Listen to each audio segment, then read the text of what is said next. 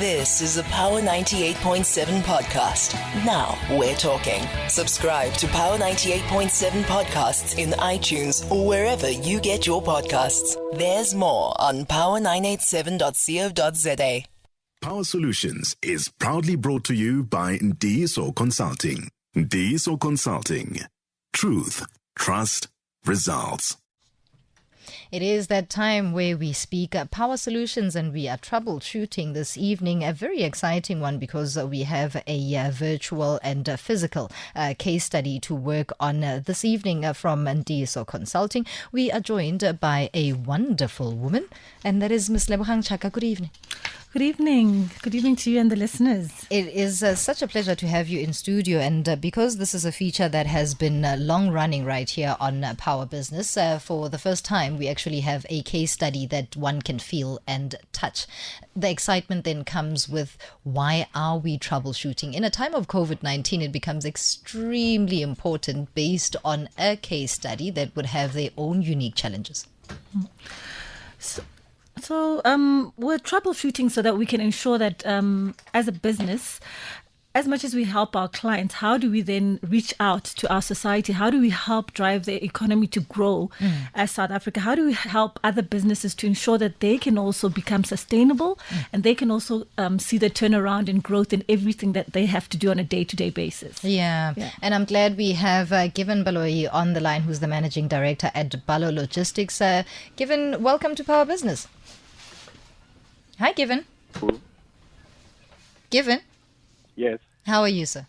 I'm right. How are you? Super. Excuse the gremlins there on the line. I was saying earlier on that it's quite exciting so that we have you to tell your particular story and what it is that you need particular attention to when it comes to pivoting in the times of COVID-19. Baloh Logistics, of course, is a home and office furniture removal service. So first point of call is, what is the biggest challenge? I would say the biggest challenge now that we have, it's a reach to a potential client. That's the toughest thing now. Right. And wait, hold on. In terms of the reach to a bigger client, is that as a result of COVID-19, or is that as a result of being a small entity that is growing legs into a slightly bigger entity? It's actually both, but the COVID-19 made it worse last year, 2020, around March, because when we're trying to trying to get new clients, we had a shutdown around March that sort of affected us seriously, because everything was shut down. We couldn't even travel around. Our vehicles couldn't move around. So, it made it really tough. So, the COVID-19 was something that made it to be even much more worse. I see. Osleb, how do we then troubleshoot a pandemic that nobody expected? In the logistics space, with the hard lockdown, we know that you couldn't even move into a new apartment. Well, the way we look at it is that besides every, a pandemic, there is every framework that every business needs to operate around for it to be successful. So we'll talk later about it, but at Ntiyiso Consulting, we particularly went and did an SMME study. Yeah. And within that SMME study, what we were trying to look at is we're trying to come up with a SMME diagnostic tool. And in that diagnostic tool, we're able to say, what is this framework that SMMEs should look at to anchor themselves so that they're stable, so that even when we find that there's pandemics or any other problems that they might come their way, that then they know that if they're solid in those particular areas, that they can withstand issues that come around. So it's not a matter of a pandemic. It's about really having a business that is structured and has a great foundation around certain pillars that we'll discuss later, such as business maturity, understanding your target market, things like that, like really solid stuff that even when it comes, you know how to react, you know how to make sure that your business becomes more sustainable. And I'm glad that Given already raised that point around business maturity, because he explained that one would then want to launch pad into a bigger market. That's a very important transition. consultation that you would maybe have with a small entity that is looking to branch out bigger from the side of Ntiyiso Consulting, how then would you structure that conversation and maybe a bespoke type of evolution for that entity? Okay. So what I'd like to understand from Given, Given, are you still on the line? Yes. Yes, I am. So what I'd like you to tell me a little bit about, because we can talk about like the frameworks, but I also want to leave the show being able to actually hone in and give you practical solutions to some of your problems. So if you don't mind, can you just explain to me that prior to 2019, what were you relying on? Like, how many contracts did you have? Who were your who was this customers that you were servicing, and how did you get them? And if you can just give me a little bit more context, and then if you can also just tell me a little bit around the people that you have employed in your business, how is the staff turnover and so forth. If you can just give me some sort of idea, and also if you can just, the third point, if you can just touch on the finances in the organization. In terms of your turnovers and so forth, maybe just give me an idea and of that. Okay. Well, I'll say our biggest contract that we had then, which was, it actually started around 2013. It was with ShopRite Checkers on their furniture division. They had a shop called House. They still have it actually, House and Home. So up until towards the end of 2019, when things started slowing down in the furniture business, and towards the end of 2019 and to the beginning of 2020, that's when we're trying to sort of get some new clients, because we didn't have any other big contract anywhere else except for another company, which was Enzani, but that one wasn't an everyday contract. Right. They would call us when they have something available. Our turnover just before 2020, it was around just over 1 million, but now it is really deep down to very little. And some of my staff, unfortunately, I had to get rid of the staff. But I set them down. I had to explain to them that, hey, things are no longer working out. They had to understand. So, yeah. What does it leave you with, given, Lebogang, just on the side of the staff complement in terms of letting your staff go? And of course, you've had a serious decline in turnover. What then does it mean for your current operations? What are you working with? At the moment, we are just getting odd jobs, basically. You know, we don't have a contract with any company right now. Which are not amounting to this 1 million rand turnover that you spoke about. No, very far from that. Very far from that. I hear you. Yeah. Oslebo? Just another clarification question. In terms of your fleet, because this is a logistics company, how many fleets do you have in terms of your... At the moment, we have 5 trucks. It's trucks and buggies combined. Okay. And are those that are financed, or are they all financed, or is there assets that are paid off? They were actually all financed, but I managed to pay off 2 of them, so 3 are still actually financed as we stand. Okay. All right. Thank you so much. I mean, I just wanted to understand, to get a bit of background so that when I address these issues that I can at least, hone in on a couple of things and also give you a little bit of comfort, given some of the research that we've done. So, first of all, I just want you to know that as an SMME, a lot of SMMEs tend to be in the position that you're in. So, but we're here to discuss a turnaround for you, because what we found actually in our research as Ntiyiso, when we did a research around over 170 SMMEs across the country and across the different provinces, and we found that a lot of them end up in the position that Given is, where they rely on one client.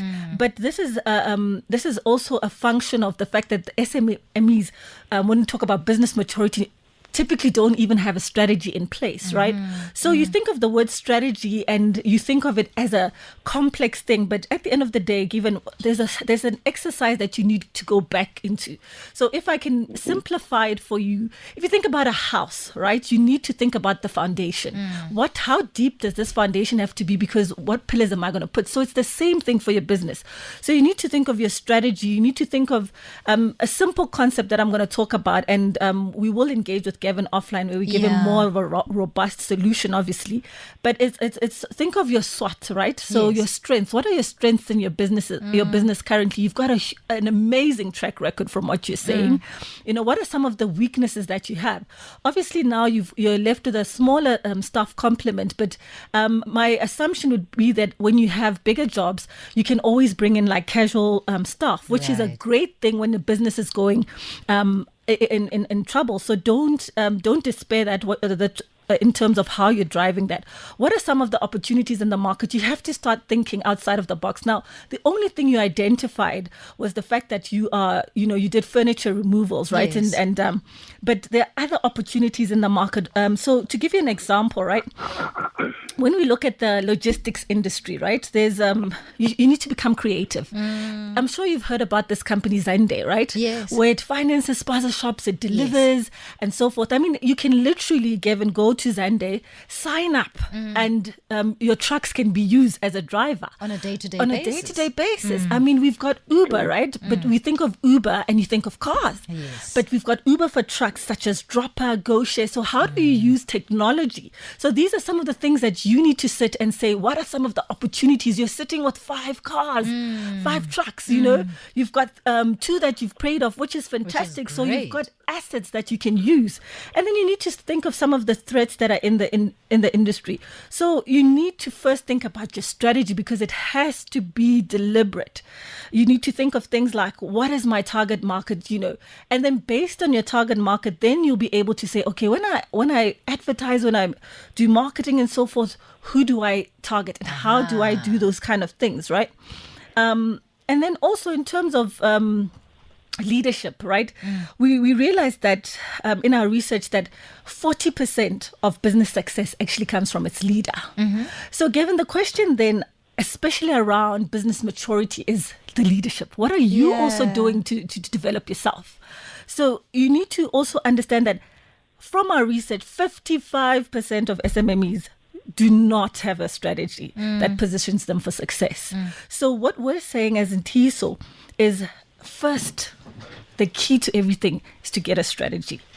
And then we'll discuss other things. Let me ask, given this though, your strategy position where leadership is concerned, as well as a turnaround, maybe let's be quite fair and say in the next 6 months, what are you envisaging? What we're doing now, I have a young graduate actually, his name is Sia from UJ. We just come up with a strategy where he's trying to sort of source new clients for me and the company. And what we're doing now, at least at the moment, we have 2 sort of companies which are promising to come on board, but of which they are telling us that the work is not as much as it used to be.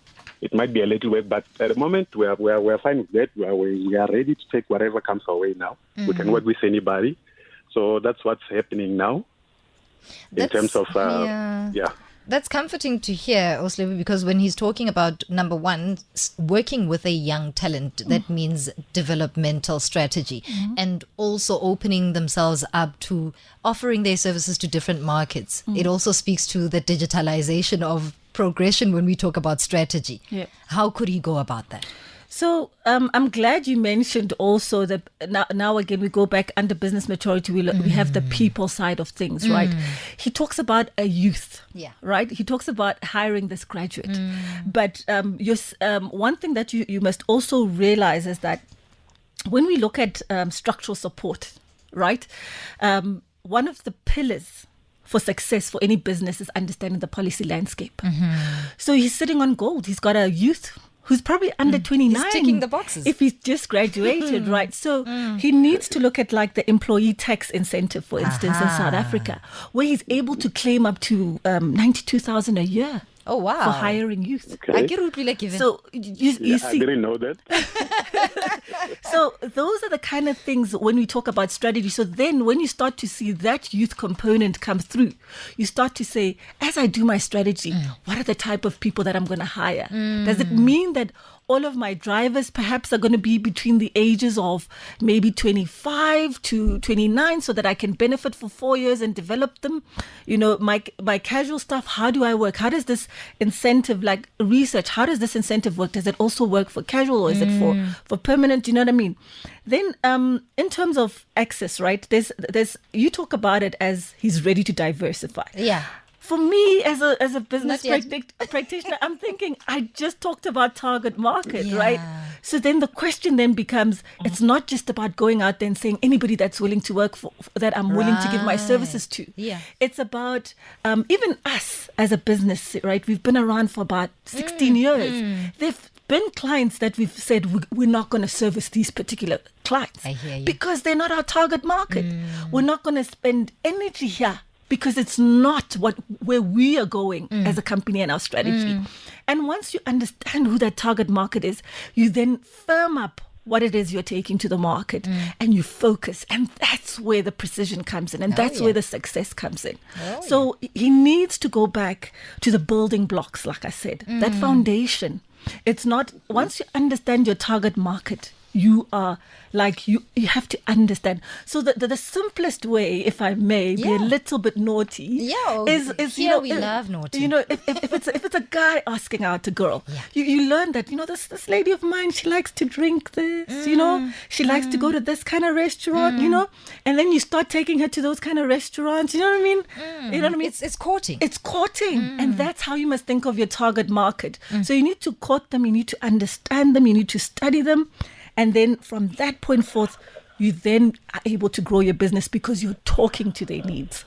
Let's talk funding as well. Yeah. And given I'm not sure what your position is around seeking further funding, in the initial stages of the conversation, you spoke about moving from one point to the next to grow your business. And that would also speak to the financial element of what it is that your business needs. And here, I think we are also going to get into a conversation about cautioning who you then allow to have a stake or even put in money into your business, right, Oslip? Yes. What are your needs financially to move from the point A to B? Well, when it comes to funding, our sort of biggest concern and challenges was that you'll find you have this business, they telling you that, we can give you this business, but we are not able to pay you for the next 60 days. Our payment cycle is about 60 days. Are you going to be able to finance your operations for the next 2 months without any money coming from us? That was one of the challenges that we sort of faced, and that was difficult. At some point, it was difficult for me to say, yes, I can take that business, because I wouldn't want to promise people that I'll be able to service them, and at the end of the day, I struggle, you see. And with funding, you sometimes you get pressured, you go to the wrong people who, after funding you, they want their returns, and you're left with nothing at the end of the day, Given, So I like how you are thinking, because you guard your business so closely, and that's exactly what I wanted to say about cautioning who you allow into that funding space. Because if one client, and you are reliant on one big client, and they haven't paid within the stipulated time, you would need some sort of money to sustain you during that period. So how does a business like this then stay afloat in a time where there are orders, there's services to be delivered, but they actually cannot, based on this particular issue? So I'm going to answer this in about 3 ways, right? First of all, I talked a lot about understanding who you are as a business, understanding what your unique value proposition is. What are you bringing to the market? Which means that if you understand what you bring to the market, you'll then begin to understand something we call a value chain. You start to understand what makes up this value chain for me to be able to deliver the service, right? So one of the things is that once you have a strategy, you understand what values you have as a business. What informs us as Ntiyiso when we say we're walking away from a client is also based on our values of truth, trust, and results. So when you think about bringing in a partner, funding partner, you need to determine, are the values aligned, right? So let's start off there. Also, he already has a track record of about 15 years. So in terms of funding, one should also consider an equity partner to say you can approach businesses with your own business case based on your strategy to say, we can offer you this much equity of the business to fund it. So somebody takes ownership. So there's no, they always say there's no glory in owning 100% of nothing, but there's a lot of glory in owning 60% of a business that's moving. Yeah. So think about offering equity and going back and trading on that 15-year history that he has. You know, another thing is that he must also think about how he then looks at growth fund, right? So this is what I was saying to say, understand what's happening in your landscape. Yeah. Understand the support. So when we look at the growth fund, it's actually a grant fund that is specifically for South African small businesses who need a cash injection to scale up and create jobs, right? So these are some of the things where, if you look at it, it says the growth fund is open to South African businesses who operate within South Africa with at least 1 year with turnover and assets of over $1 million. He just told us he has that profile. He just told us he has 5 trucks, Yeah. right? So approach those kind of institutions where grant funding, obviously it's money that you don't have to pay back.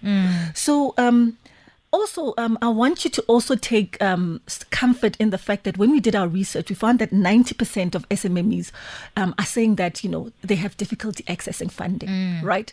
But as much as that is a challenge, it is the onus is also on the SMME to do what Given is doing. Yeah. You know, reach out to consultants, business advisors, and let them look at your problems and give you solutions that will work for your kind of industry. Don't just say that there's no funding when there is things where you actually fit, like you said, that are out there in the market that we can then just open your eyes to, and you can actually get help there.